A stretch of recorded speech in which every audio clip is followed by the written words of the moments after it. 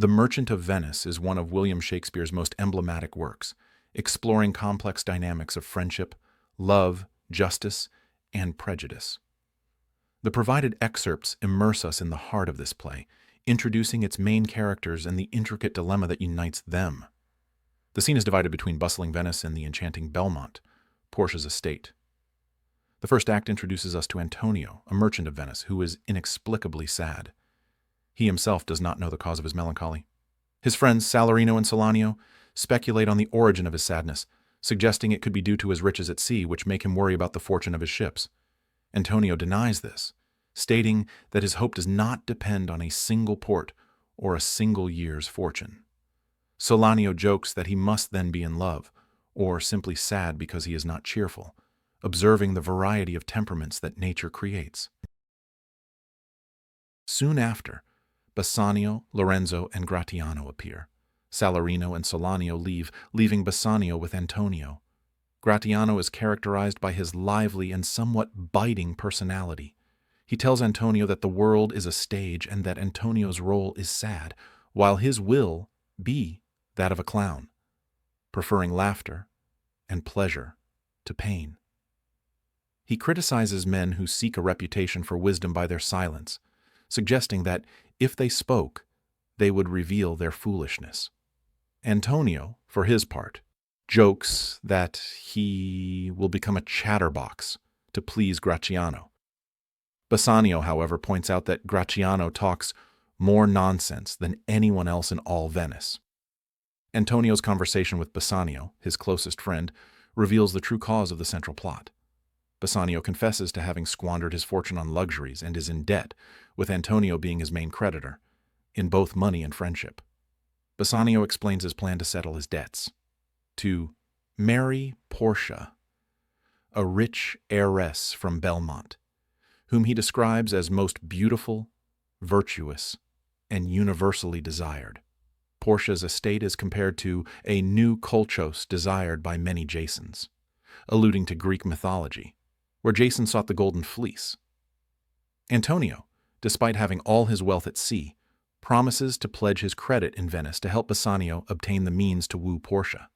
This display of unconditional friendship is a fundamental pillar of the play, contrasting with the cruelty that Antonio will later face.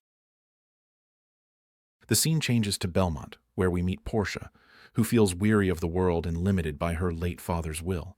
Her maid, Nerissa, reminds her of the condition imposed by her father for marriage.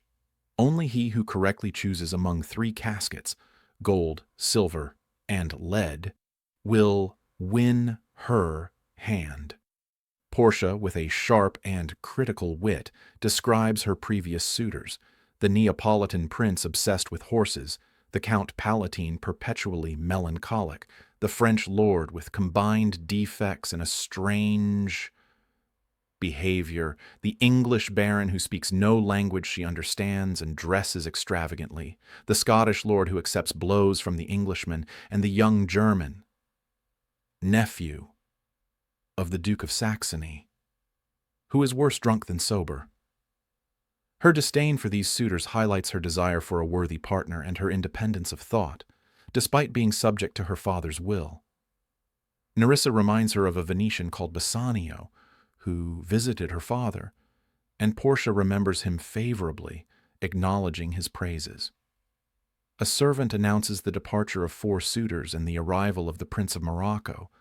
Back in Venice, Bassanio seeks a loan from Shylock, a Jewish moneylender. He asks for 3,000 ducats for 3 months, with Antonio as the guarantor.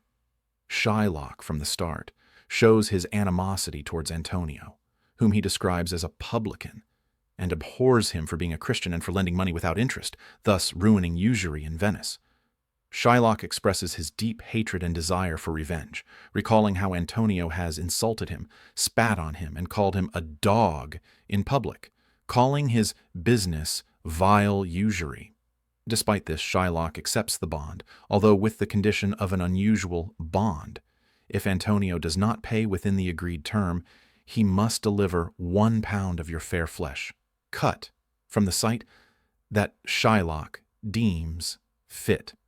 Bassanio fervently opposes this condition, but Antonio, confident that his ships will return in time, accepts it, seeing in the offer a display of unusual generosity in the Jew.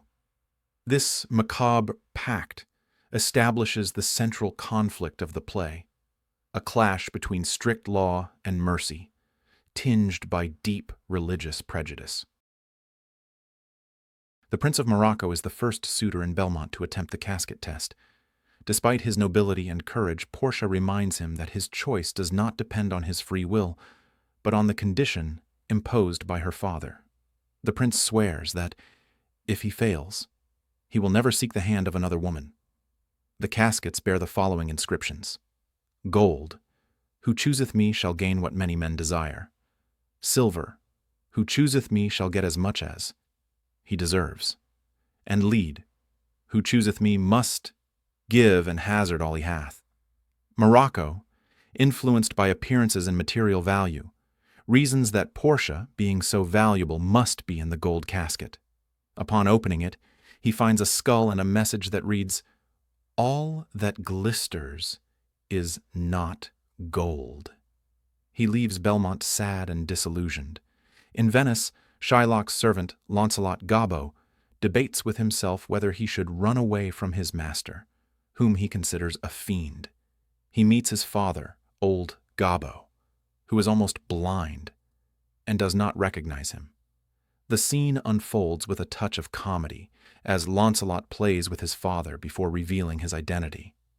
Launcelot asks his father to take the gift he had for Shylock to Lord Bassanio, expressing his desire to serve a Christian. Bassanio accepts him as a servant, promising him a better livery. Gratiano asks Bassanio to allow him to accompany him to Belmont, promising to moderate his behavior so as not to jeopardize Bassanio's hope. Meanwhile, Shylock's daughter Jessica also feels the hell of her home. She gives a ducat and a letter to Launcelot for Lorenzo, revealing her plan to run away and marry him. She expresses shame for having Shylock as a father, feeling she is his only by blood, not by faith or customs. Lorenzo, Salarino, and Solanio plan to disguise themselves for a mask party. Launcelot hands them Jessica's letter, where she explains that she will run away with him disguised as a page, taking gold and jewels. Shylock, uneasy about a dream with moneybags, leaves to dine with the Christians, although with distrust. He warns Jessica to close all the doors and windows and not to look at the profanity of the masks, expressing his aversion to Christian bustle and joy. However, Launcelot tells Jessica in secret to look out the window, as a Christian will pass who well deserves you. Jessica's flight with Lorenzo, with her jewels and money, will be a devastating blow to Shylock, further fueling his resentment. Gratiano and Salarino wait for Lorenzo for the escape. They discuss the inconstant nature of love and appetite, comparing a ship that leaves the port proudly and returns impoverished and ruined. Lorenzo arrives, and Jessica appears at the window disguised as a page, feeling ashamed of her attire. Lorenzo professes his love for her, and she comes down with a casket full of treasures. Antonio interrupts the plans for the mask party, announcing favorable winds for Bassanio's departure for Belmont. Later in Belmont, the Prince of Aragon, another suitor, also attempts the casket test. Before choosing, he swears not to reveal his choice, not to ask for the hand of another maiden if he fails, and to leave immediately if luck is adverse to him. Aragon despises the lead, distrusts the gold for being the choice of the vulgar, and those who trust in appearances. He chooses the silver casket, which promises as much as he deserves, for he considers himself deserving by his nobility and gifts. However, he finds a fool's head and a paper that tells him that mere exteriority deceives, and that many fools in the world are so hidden. He withdraws ashamed and disappointed. A servant announces the arrival of a young Venetian who brings jewels and announces his lord, which Nerissa suspects is Bassanio. Meanwhile, in Venice, Solanio and Salarino discuss new rumors that a ship of Antonio's has been shipwrecked. They lament the possible misfortune of poor Antonio, good Antonio. Shylock enters furious at the flight of his daughter Jessica, who took a diamond that had cost me 2,000 ducats and many precious jewels. He wishes to see his daughter dead if he had the diamonds and ducats. He confirms his losses and his determination to take revenge on Antonio, whom he blames for his misfortunes and his deep hatred. In a passionate speech, Shylock defends Jewish humanity and his right to revenge, arguing that Christians would do the same if they were offended. Tubal, another Jew, brings news that confirms Antonio's losses at sea, but also reports that Jessica has spent 80 ducats in Genoa in one night and has exchanged a precious ring, a turquoise given to him by his wife Leah, for a monkey. The news of the ring deeply enrages and saddens Shylock, showing the complexity of his pain. He decides to notify an officer to arrest Antonio, determined to collect the pound of flesh. In Belmont, Portia asks Bassanio not to rush his choice, expressing a fear, which she suggests is love, of losing him. Bassanio feels tortured by the wait and wishes to choose immediately. Portia orders that there be music while he chooses.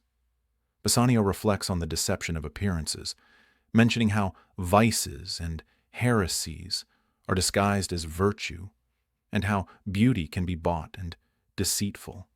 He rejects the gold and silver, attracted by the humble lead which threatens more than it promises. Upon choosing the lead casket, he finds Portia's portrait and a message that praises his judgment for not being deceived by appearances. Portia, relieved and happy, gives herself to Bassanio, wishing to be 20 times more beautiful and 10,000 times richer for him. She offers him her person, her estate, her servants, and her fortune, giving him a ring as a pledge of her love, warning him that losing it would be to lose her love. Bassanio, moved, swears that his life will go with the ring if he ever loses it. Gratiano and Nerissa, Portia's maid, announce that they have also become engaged, and Nerissa gives Gratiano a ring with a promise similar to Portia's. At that moment, Lorenzo, Jessica, and Salario arrive. Salario brings a letter from Antonio for Bassanio. The letter reveals the terrible news.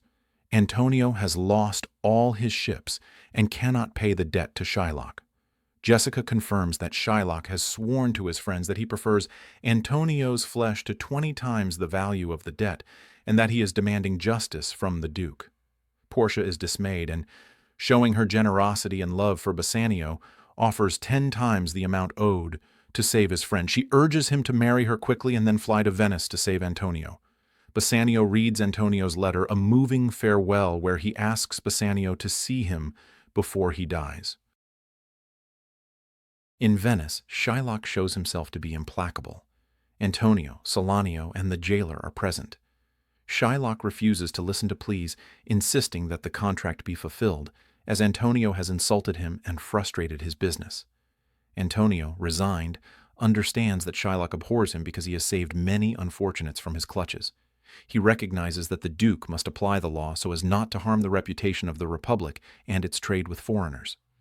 Portia, now in Belmont, entrusts Lorenzo and Jessica with the administration of her house during her absence, while she and Nerissa withdraw to a convent to make a secret vow of prayer for their husbands. However, alone with Nerissa, Portia reveals her true plan: to disguise themselves as men to go to Venice and surprise their husbands. Portia enthusiastically describes herself as a more awkward and eloquent youth, inventing stories of ladies in love. She sends Balthazar with a letter for Dr. Bellario in Padua, asking for 2 suits and some papers. Lancelot and Jessica have a comical conversation about the conversion of the Jews and its impact on the price of pork. Lorenzo joins them and praises Portia's goodness, comparing her to a divine blessing. The most dramatic scene unfolds in the Venice Court of Justice. The Duke, the senators, Antonio, Bassanio, Gratiano, and others are present. The Duke expresses his pity for Antonio and his astonishment at Shylock's cruelty, hoping he will show mercy. Shylock, however, remains firm, demanding the fulfillment of the bond. He justifies his demand with a series of irrational reasons, such as his aversion to a mouse, a cat, or the sound of a bagpipe.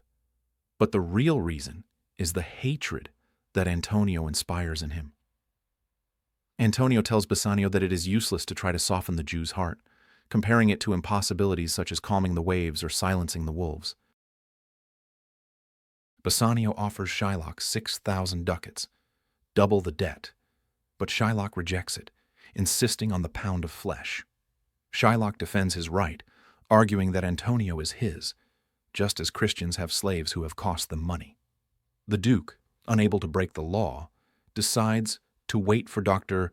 Bellario, a jurist from Pisa. Nerissa enters disguised as a lawyer's clerk, delivering a letter from Bellario to the Duke.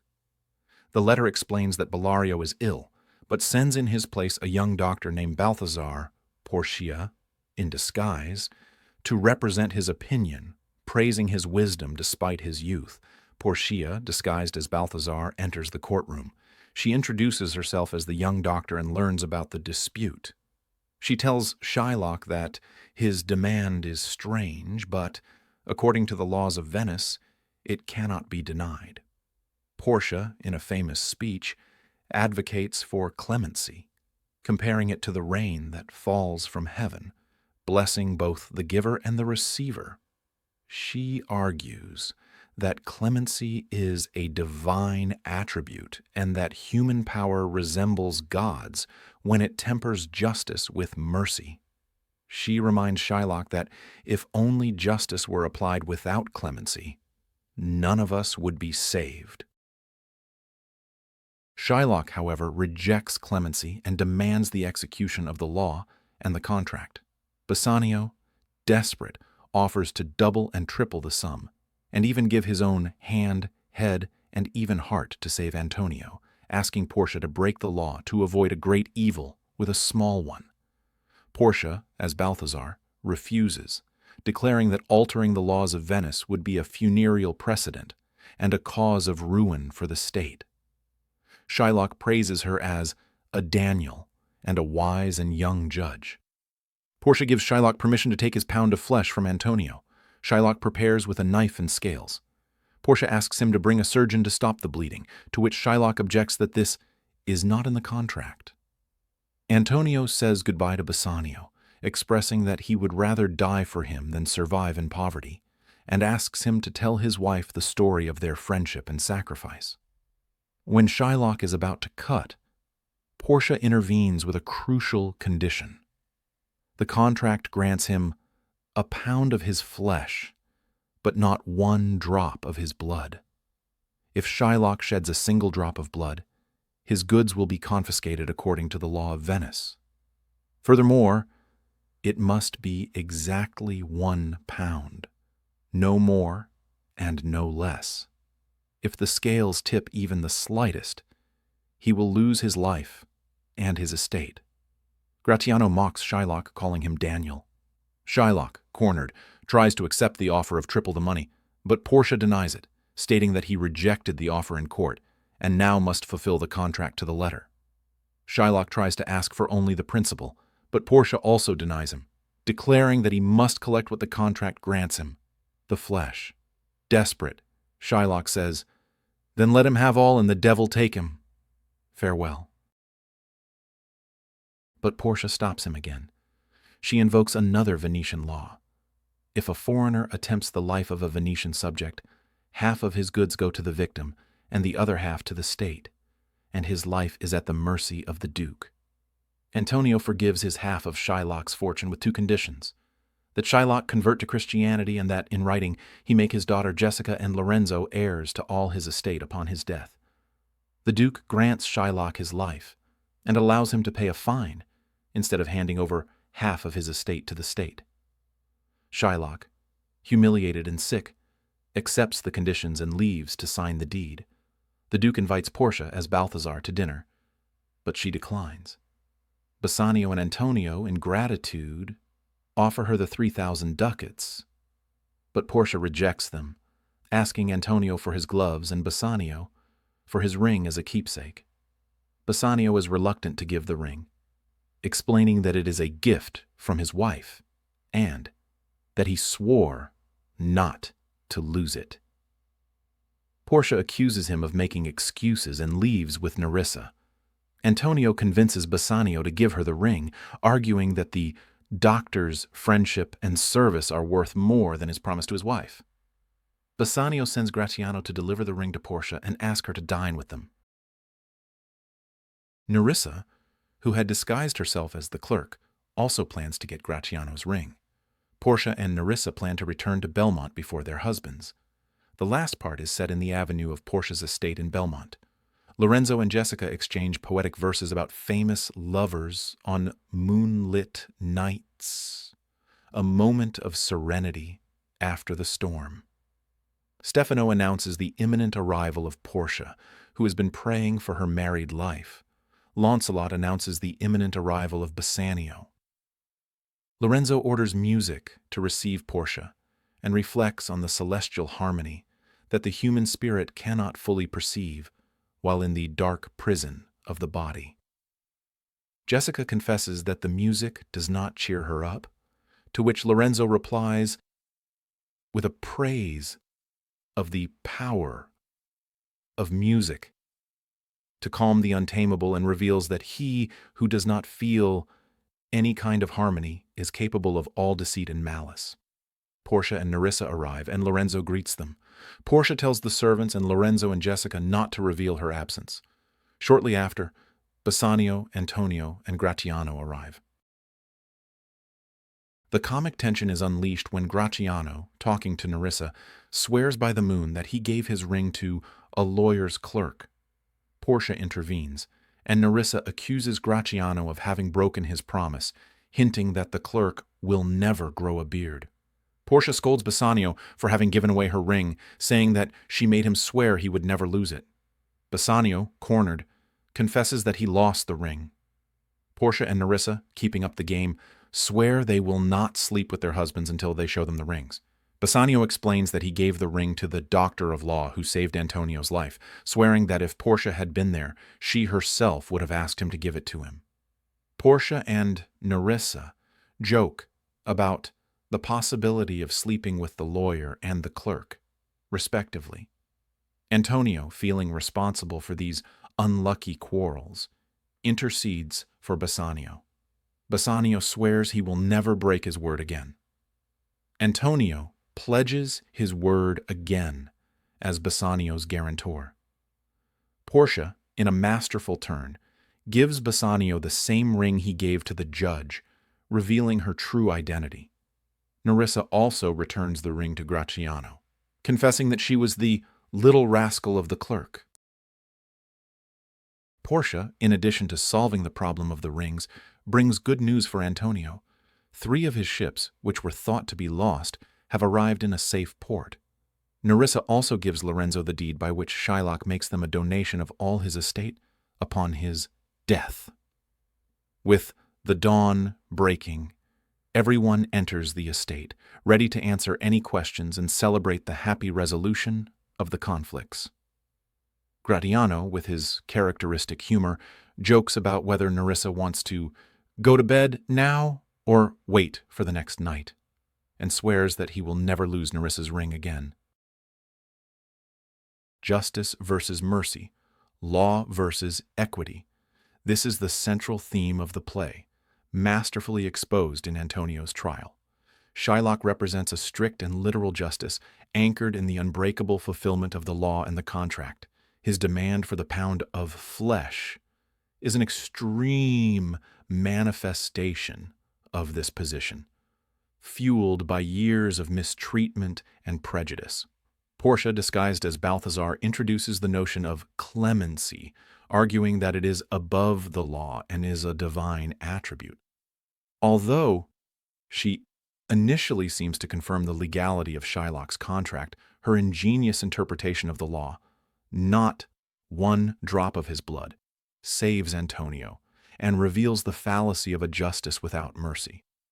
The final verdict, which forces Shylock to convert to Christianity and cede his property, shows a form of justice that, while saving Antonio, is severe and coercive for Shylock, reflecting the religious bias of the time.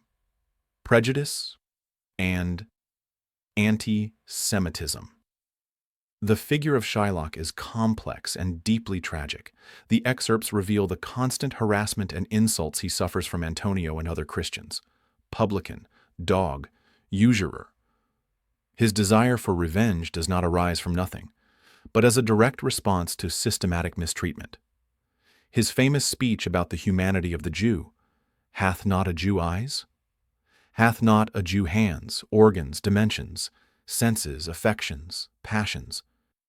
Fed with the same food, hurt with the same weapons, subject to the same diseases, healed by the same means, warmed and cooled by the same winter and summer, as a Christian is a powerful plea against prejudice. However, his cruelty and obstinacy in the trial present him as the villain of the story. The final resolution, with the forced conversion and the confiscation of his property, while being a liberation for Antonio, underscores the injustice and lack of true clemency towards Shylock, who is stripped of his identity and his wealth. Love and friendship. The play celebrates the deep and sacrificial friendship between Antonio and Bassanio. Antonio is willing to risk his credit, his estate, and finally his life for his friend. Bassanio, in turn, is desperate to save Antonio, offering his own life and fortune. Romantic love is also a key driver. Bassanio seeks Portia not only for her wealth, but for her virtue and beauty. Portia, despite being subject to her father's will, shows her love for Bassanio by asking him to delay his choice, and by throwing herself into the action to save Antonio. The romance of Lorenzo and Jessica, although secondary, adds another layer of love that challenges religious and social barriers. Appearances versus reality. This theme is explored mainly through the casket test. Both the Prince of Morocco and Aragon choose based on appearance, the gold or silver they deserve, and both fail, finding skulls or fools' heads. Bassanio, in contrast, reflects on how appearances can be deceiving. All that glisters is not gold, and chooses the humble lead casket, which brings him true fortune. This idea is reinforced by the disguise of Portia and Nerissa, who, under the appearance of men and jurists, manage to unmask Shylock's true intention and manipulate the law to achieve a more just result for Antonio. Loyalty and commitment. Loyalty is manifested in multiple forms: the unbreakable friendship of Antonio and Bassanio, Portia's fidelity to her late father and then to her husband, and Lorenzo and Jessica's commitment to each other. The rings that Portia and Nerissa give to their husbands are symbols of this commitment, and their temporary loss creates an element of comedy and a test of fidelity towards the end of the play. If you liked this video, let me know in the comments and tell me what you would like to see in the next video.